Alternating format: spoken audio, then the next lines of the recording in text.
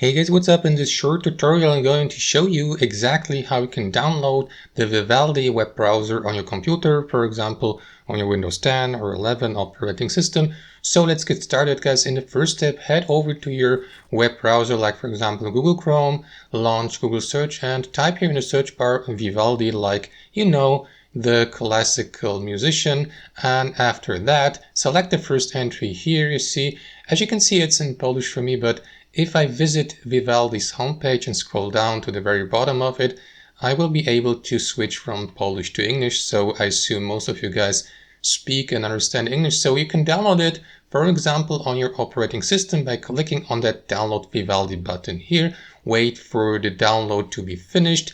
And once that's done, guys, head over to your output folder and launch the installation file or the installation launcher to download and to install Vivaldi on your computer. Follow these instructions, and that's basically it. Thanks for watching and have a wonderful day.